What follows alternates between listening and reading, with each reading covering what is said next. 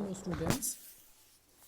College शिक्षा विभाग राजस्थान द्वारा विद्यार्थियों के ज्ञानवर्धन के लिए विश्वविद्यालय पाठ्यक्रम ई कंटेंट के निर्माण की ऑनलाइन कक्षा में आप सभी का स्वागत करती हूँ।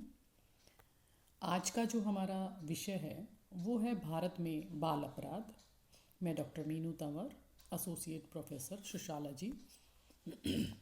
आज हम बात कर रहे हैं भारत में बाल अपराध या जुवेनाइल डेलिक्वेंसी इन इंडिया। देखिए बच्चे, हम सभी जानते हैं कि बाल अपराध जो है आज के टाइम की एक बहुत गंभीर समस्या है। जिस उम्र में बच्चों को खेलना चाहिए, पढ़ना चाहिए, मस्ती करनी चाहिए, आज वही उम्र में बच्चे अपराध कर रहे हैं। और न केवल भारत में जबकि सभी देशों में बाल अपराधियों की संख्या में निरंतर वृद्धि होती जा रही है, जो कि एक बहुत चिंता का विषय है। यदि हम कहें कि युवाओं पर देश का भविष्य निर्भर है तो बालक ही कल के युवा होंगे, और वही अगर उनका व्यवहार असामान्य हो जाएगा तो निस्संदेह वो हमारे लिए एक गंभीर खतरे के रूप में आएंगे। बात करते हैं बाल अपराध होता क्या है। बाल अपराध को परिभाषित करते हुए यदि हम कहें तो एक ऐसी उम्र जिसमें बच्चा जो है वो किशोरावस्था के अंदर होता है, अपनी टीन एज के अंदर होता है, या यूँ मान लीजिए कि 16 से 18 वर्ष की आयु के जो बच्चे हैं उनको अपन बाल अपराधी कह सकते हैं। सदरलैंड ने इसका एक वर्गीकरण किया है और आपने बताया है कि 16 से 18 वर्ष से कम आयु के जितने भी अपराधी हैं वो किशोर अपराधी कहलाते हैं। किंतु भारत में बाल अपराध का जो हम अर्थ लेंगे वो ऐसे बच्चों से लेंगे जो 18 वर्ष से कम आयु वाली लड़की होती है और 16 वर्ष से कम आयु वाले जो भी लड़के हैं वो बाल अपराध की श्रेणी के अंदर आते हैं। चलिए हम देख लेते हैं कि समाजशास्त्रियों ने जो है बाल अपराध की क्या विशेषता जो है परिभाषाएं दी है। सबसे पहले हम बात करते हैं सेठना की। इनकी एक पुस्तक है सोसाइटी एंड द क्रिमिनल।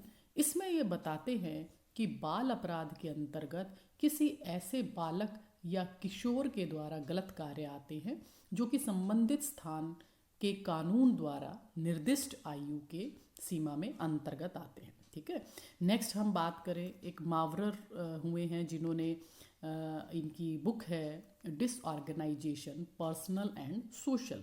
इन्होंने इसमें क्या बताया है कि बाल अपराध वो व्यक्ति होता है जो जानबूझकर, इरादे के साथ और समझते हुए, मतलब क्या है इसका कि आप अपराध कर रहे हो, उसके बारे में आप जान भी रहे हो और आपको पता है कि ये गलत कार्य है, फिर भी हम गलत कार्य कर रहे हैं, उसको हम अपराध की श्रेणी के अंदर लेते हैं। न्यूमेयर ने अपनी पुस्तक जो है जुवेनाइल डेलिक्वेंसी इन मॉडर्न सोसाइटी में बताया है कि किशोर अपराधी जो होते हैं वो एक एज से कम, जैसे मान लीजिए हमारे यहाँ पर 16 से 18 वर्ष वाले बच्चे को किशोर अपराधी हम मान रहे हैं, तो वो उससे भी कम आयु का यदि कोई बच्चा है और वो समाज विरोधी कार्य कर रहा है, उसको हम बाल अपराध की श्रेणी में लेते हैं। बात करते हैं बाल अपराध की क्या विशेषताएं हैं, हम किनको बाल अपराधी कह सकते हैं। तो एक निश्चित आयु के अंदर जो अपराध किए जाते हैं वो मैंने बताया आपको कि 16 वर्ष से कम आयु की एज में जो अपराध किए जाते हैं। साथ ही साथ वो जो कार्य होते हैं वो लोक कल्याण के लिए अहितकर होते हैं। मतलब कहने का कि वो समाज में अच्छे नहीं माने जाते हैं उनका। अब कौन से ऐसे कार्य हैं जो समाज में अच्छे नहीं माने जाते, जैसे भीख मांगना हो गया, दूसरों को बुरे इरादे से दुर्व्यवहार करना, शैतानी करना। स्कूल के अंदर आजकल देखिए बहुत अच्छे अच्छे स्कूल जो बहुत जिनको हम ब्रांडेड स्कूल कह सकते हैं, वहाँ पर बच्चे पिस्टल ले आते हैं, रिवॉल्वर ले आते हैं, वहाँ पर बच्चे पार्टियाँ करते हैं। ये सब अपराध की श्रेणी के अंदर आ जाता है। स्कूल से भाग जाना, स्कूल से में अनुपस्थित रहना, आवारा लोगों के साथ रहना, रात रात भर घर नहीं आना, जुआ खेलना, ये सब जो है वो बाल अपराध की श्रेणी के अंदर आ जाते हैं। बात करते हैं हम बाल अपराध के कारक, कौन से फैक्टर्स होते हैं जो कि बाल अपराध को बढ़ाते हैं। सबसे पहले हम बात करते हैं जो फैमिली फैक्टर है, मतलब जिस परिवार के अंदर, जैसे परिवार देखिए एक एक प्रथम सीढ़ी होती है बच्चे की, जो कि उसके संस्कारों को डेवलप करती है। जब वही परिवारों के अंदर, जैसे मान लीजिए परिवार में कोई माता या पिता जो है वो अपराध कर रहे हैं, तो बच्चा नेचुरली उधर जाता है। अनैतिक परिवार मतलब या तो मम्मी नहीं है या तो पापा नहीं है, तो ऐसे में गरीबी के कारण बच्चा अपराध करने लग जाता है। जहाँ पर छोटे घर होते हैं, विशेष रूप से प्राइवेसी नहीं होती है, वहाँ पर हर चीज़ बहुत ओपनली होती है, वहाँ पर भी अपराध देखे गए हैं। वहाँ पर जैसे बच्चों का एक सोशलाइजेशन नहीं हुआ है, सामाजिक प्रशिक्षण नहीं हुआ है। ये कहा जाता है कि बच्चों को संस्कार बचपन से ही देने चाहिए, नहीं मिले हैं उनको, या फादर या मदर जो है वो डाइवोर्सी हैं। ऐसी जगह पर जो है ये कुछ पारिवारिक कारण हैं जो बच्चे को अपराध की तरफ बढ़ाते हैं। अब बात करते हैं हम शारीरिक और व्यक्तिगत कारक। कुछ आपके जो है फिजिकली और पर्सनल फैक्टर भी होते हैं। कैसे?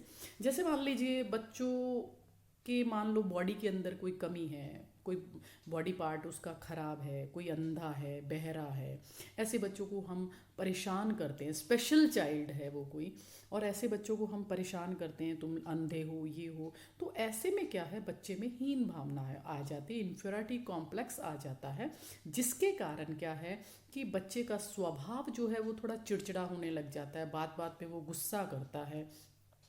तो ये कुछ फिजिकल कारण हो सकते हैं बाल अपराध के।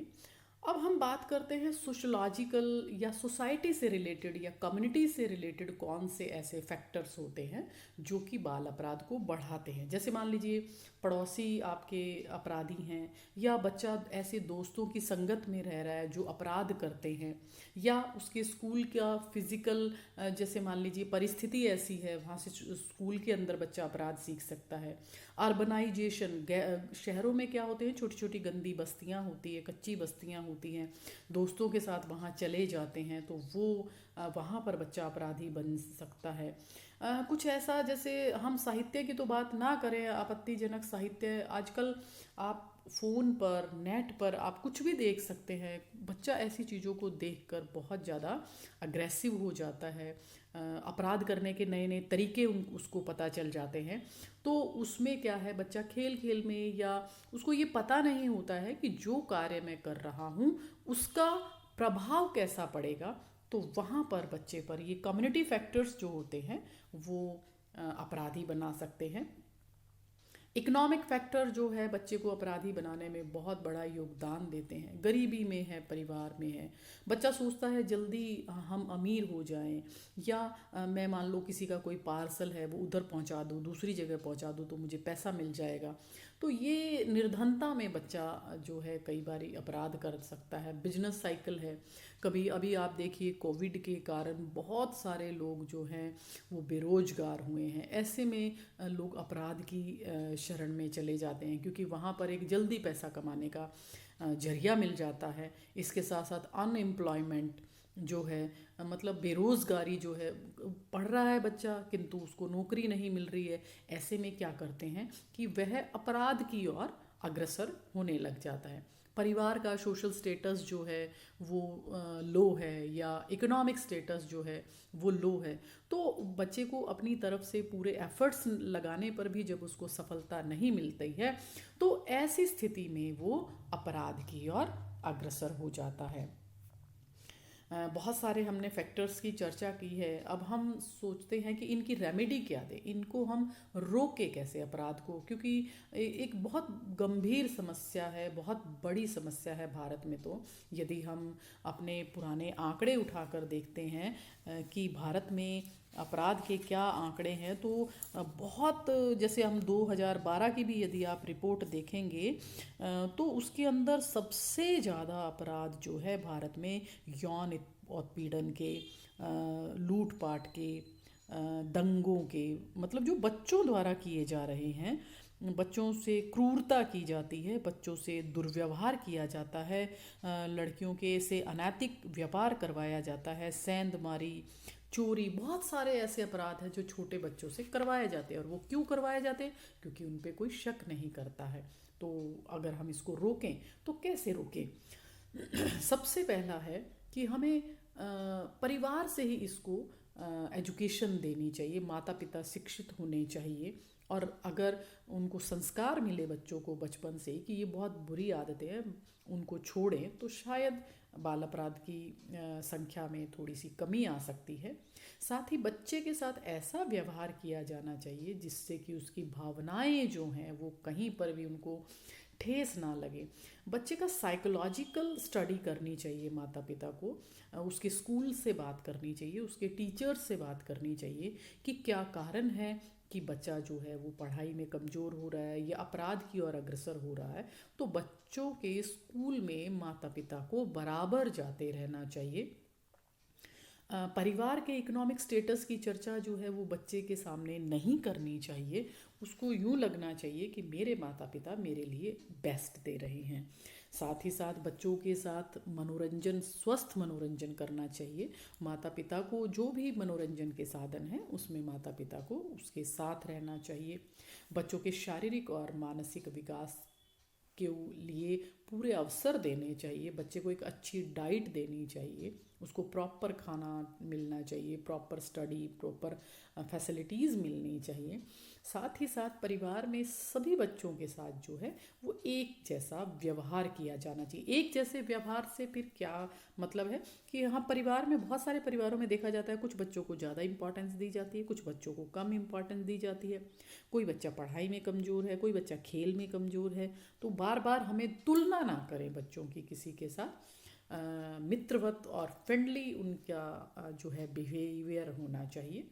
और विद्यालयों में एक ऐसा वातावरण बनाया जाना चाहिए जिससे कि बच्चा अपने आप को वहाँ पर प्रूव कर सके, अपना बेस्ट दे सके, अपने वो इंटरनल गुणों का विकास कर सके, अपने आंतरिक गुणों का विकास करना चाहिए। अगर बच्चा किसी कारण से परेशान है तो उसकी सहायता करनी चाहिए, उससे बात करनी चाहिए। स्कूल का वातावरण जो है वो बहुत अच्छा होना चाहिए ताकि बच्चा जो है अनुपस्थित रहे ही नहीं।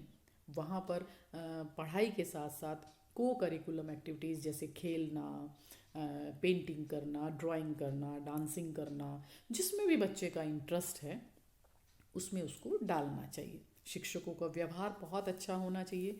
एक ज़माना था जब बच्चों को डांट पीट कर पढ़ा दिया जाता था, किंतु आज का जो बच्चा है वो मेंटली स्ट्रांग बनाने के लिए बच्चे के साथ एक अच्छा व्यवहार किया जाना चाहिए। बहुत अधिकाधिक हालांकि हमें बच्चों को मनोरंजन के साधन देने चाहिए, बट उनको स्वस्थ मनोरंजन देना चाहिए। ऐसा नहीं है कि बच्चों को आपने कंप्यूटर दे दिया, लैपटॉप दे दिया और उसमें जो है बच्चा गेम खेल रहा है, लगातार गेम खेल रहा है, उसकी फिज़िकल डेवलपमेंट हो ही नहीं रहा है। वो केवल और केवल फ़ोन में, आजकल बहुत सारे ऐसे बच्चे मैं देखती हूँ कि वो सारा दिन गेमिंग करते हैं और बहुत सारे ऐसे गेम्स हैं पबजी जैसे जो कि बच्चे को अपराध की तरफ धकेल रहे हैं। बच्चा उन गेम्स में की लत इतनी ख़राब हो जाती है कि सुसाइड तक कर लेते हैं बच्चे। तो फैमिली का ये फ़र्ज बनता है कि बच्चे में सोशल वैल्यूज़ को वो बढ़ाए ताकि बच्चा जो है अपने परिवार, विद्यालय और आस पड़ोस से अच्छी चीज़ें सीखे, ना कि वो वहाँ पर अपराध करे। साथ ही साथ अगर बच्चा मान लीजिए किसी कारणवश अपराध कर चुका है तो ऐसे में उसको जो है सज़ा देने की बजाय उन्हें किशोर न्यायालयों में भेजना चाहिए, प्रशिक्षण विभाग के अंदर, पुलिस के अंदर, और बहुत सारी ऐसी सोशल और रिलीजियस इंस्टीट्यूट है जो कि बच्चे को डेवलप करते हैं। और समाज कल्याण वाली बहुत सी संस्थाएं हैं जो बच्चों को अपराधी गतिविधियों पे नज़र रख के उन्हें अपराध से दूर करती है। यदि हम मनोवैज्ञानिक रूप से देखें तो बच्चा, यदि आपको लग रहा है कि बच्चा थोड़ा अलग बिहेव कर रहा है या उसका बिहेव नॉर्मल नहीं है, तो बच्चे को साइकोलॉजिस्ट के पास ले जाना चाहिए, उसके बारे में चर्चा करनी चाहिए ताकि बच्चे का मानसिक और शारीरिक विकास हो सके।